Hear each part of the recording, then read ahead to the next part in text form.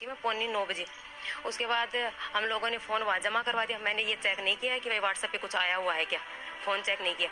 फिर जमा करवाने के बाद हम तो अंदर चले गए, क्योंकि अभी आरपीएससी के काफ़ी सारे पेपर हो रहे हैं, तो बच्चों को पेपर देने के लिए अंदर नहीं जाने दिया जाता, सब लेट जाते हैं। तो हम पहले ही पहुँच गए थे और अंदर चले गए थे। मैं जब पेपर दे के बाहर 12 बजे आई थी ना, आने के बाद भी मैंने पेपर में बस फ़ोन लिया और हम यहाँ सिंधी कैंप आ गए थे। तब मैंने खोल के व्हाट्सएप देखा तो उसमें 13-14 मैसेज आए हुए थे। तो खोला तो ये पेपर देखा, तो इसमें से मैंने कुछ क्वेश्चन देखे, तो जो क्वेश्चन पेपर में थे वो सेम पेपर थे। तो इसका डिस्कशन मैंने रूम में आके मेरे फ्रेंड लोगों से इन सब से किया। तो इन लोगों ने फिर बोला कि चलो अपन इस बात को आगे पूछते हैं किसी से, भाई क्या करना, ये पेपर तो आउट हो चुका है। हमने ये सारे पेपर हार्ड कॉपी में मिलाए थे, तो हमारे 78 क्वेश्चन मैथ कॉपी आपको मिला था, क्यों हमारे पास पेपर है ना, हमारे वाले पेपर में और ये क्वेश्चन आए हुए हैं, इन दोनों को मैच किया था तो 78 क्वेश्चन मैच हुए थे। 78 क्वेश्चन, 100 क्वेश्चन तो आए थे हमारे पेपर। कहाँ से आए थे आपने पता नहीं, जाने की कोशिश की, कॉल बैक नहीं किया? नहीं, अननोन नंबर था तो मैंने नहीं देखा। और फिर 1 बजे के लगभग ऑडियो कॉल आया हुआ है, वो मैंने रिसीव नहीं किया।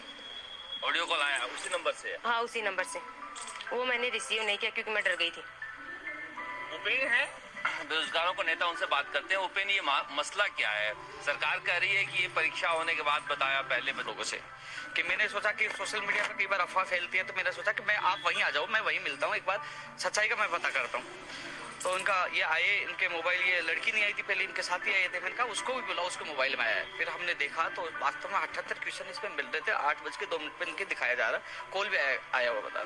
उसके बाद मैंने चेयरमैन साहब से बात की, बोले कि आज तो अवकाश है, कल 11 बजे मिलेंगे, तो मैं आज उनके पास आया हूँ। सबसे बड़ा सवाल है कि पेपर आज से लीक नहीं हो रहे, ये पेपर लीक माफिया दिमाग की तरह सिस्टम में चिपक चुके हैं। जैसे सेकंड ग्रेड का पेपर लीक हुआ, 24 तारीख को वो बस पकड़ी गई, उससे पहले वालों को बचा लिया गया, और वो पहले वाले क्या कर रहे हैं, आज वो पेपर लीक करने का काम कर रहे हैं। अब इनको भी दबा लिया जाएगा। मान ली इसकी जांच नहीं की जाएगी कि 8:02 पे मोबाइल नंबर है, उस मोबाइल से आया है, और उससे हमारे साथियों ने बात की, उसके पास फोन आ गया, हमारे साथियों का जो इनके साथी हैं उनके पास फोन भी आ गया। वो ये कह रहा है कि मेरे पास तो इंटरनेशनल कॉल से आया है, उसकी रिकॉर्डिंग कर रखी है, और बोले कि आप उनसे कहिए कि वो मुझे मरवा न दे, उसके नंबर डिलीट कराओ, ग्रुपों में नहीं डाले। वो तो इंटरनेशनल कॉल से उसने स्क्रीनशॉट भेजे, इंटरनेशनल कॉल से उनके पास 7 बजे पेपर आया, वो कह रहा है, स्क्रीनशॉट हमारे पास पड़े। तो हम लोग इनको बचाएंगे, मामलों को दबाएंगे, निष्पक्ष जांच नहीं करेंगे तो दिम्मे की तरह युवाओं को सपनों को चाट जाएंगे। 48,000 पदों पर 25 तारीख को एग्जाम शुरू हो रही है, थर्ड ग्रेड वाली। क्योंकि हमेशा क्या है कि हम बचाने की कोशिश करते हैं, लगता है कि कोई सरकार कोई सी भी हो, उनको लगता है कि हमारी सरकार बदनाम हो जाएगी, मामले को दबा दो। और दबाने का मतलब क्या, सिस्टम में दिमाग की तरह ये चिपक गए ये माफिया, इसको खत्म करना होगा। हम लगातार मांग कर रहे हैं कि पेपर लीक माफिया को खात्मा किया जाए। आप उनको, इनकी जमानत नहीं होनी चाहिए। सबसे बड़ी बात है कि कोई सी भी सरकार, कोई भी राजनेताओं को मैं चुनौती दे रहा हूं, वो बता दो कि आज तक किसी भी पेपर लीक माफिया को, आज तक किसी को भी एक को सजा नहीं मिली, एक को भी सजा नहीं मिली, सारे लोग जेल से बाहर आ गए। तो अभी चेयरमैन साहब से मिलने आए हैं, ये खुद अभ्यर्थी है, इनके पास पेपर आए तो उनको सारे सबूत सौंप रहे हैं कि इसकी निष्पक्ष जांच की जाए।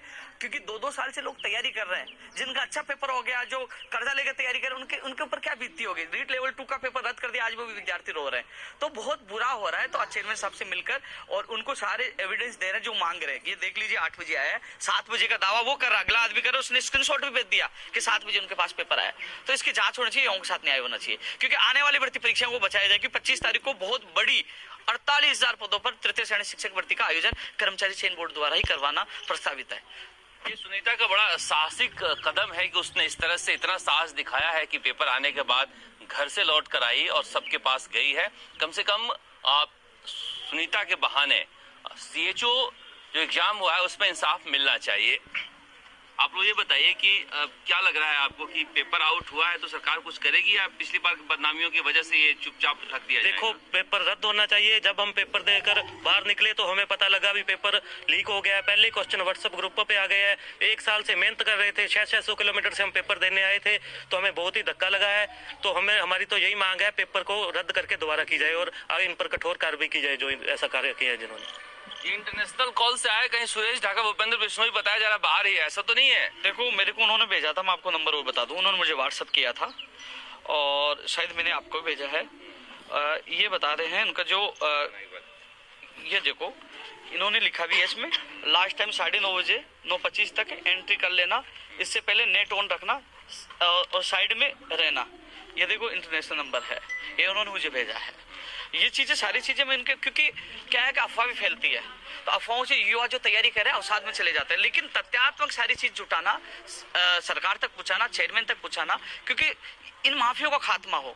बहुत आसान है, ये तो सारे सबूत लेकर आई है, कितने बजे आया है उस फोन नंबर से पता किया जा सकता है कितने बजे आया है और कैसे हो सकता है पता कहां से आया होगा, क्योंकि तो ट्रेस भी हो सकता है ये। नहीं, जिस नंबर पर शाम को कई लोगों ने बात की तो उन्होंने कहा कि ये मैंने नहीं भेजा, लेकिन बाद में इनके साथियों को फोन करके वो कह रहा है कि उसको समझाइए कि वो मुझे ना मरवाए। फिर उन्होंने कहा कि आपके पास कहां से आया, तो उन्होंने ये जो मैंने स्क्रीनशॉट दिखाया ना, उन्होंने भेजे कि ये विदेशी नंबर से उनके पास आए, 7 बजे आ गया उनके पास और 8 बजे इनके पास आए। तो ऐसे में इसकी जांच होनी चाहिए, तह तक जाना चाहिए। और ये पेपर लीक आने युवाओं का सपनों को तोड़ रहा है। मैं तो हाथ जोड़ के निवेदन कर रहा हूँ, ये क्या राजस्थान की हालत हो गई है। सबसे ज्यादा भर्ती आ रही है, सरकार अच्छा काम करे, भर्तियां सबसे ज्यादा निकाले, लेकिन पेपर भी सबसे ज्यादा यहाँ हो रहे हैं। तो इसको रोकने के लिए मैं ये चाहूंगा कि जो बीजेपी हो चाहे कांग्रेस, तमाम नेताओं को चुनावी जो तैयारियां छोड़ देनी चाहिए और ये तैयारी करनी चाहिए कि माफियाओं कैसे खत्म करें, मेरे युवाओं को सपनों को कैसे बचाया जाए। एक दूसरे की टांग मत खींचिए, ये बच्चे सभी क्या हैं, ये किसी पार्टी विशेष जुड़े नहीं है, इनकी जिम्मेदारी नेताओं की, इनका भविष्य कैसे बचाए।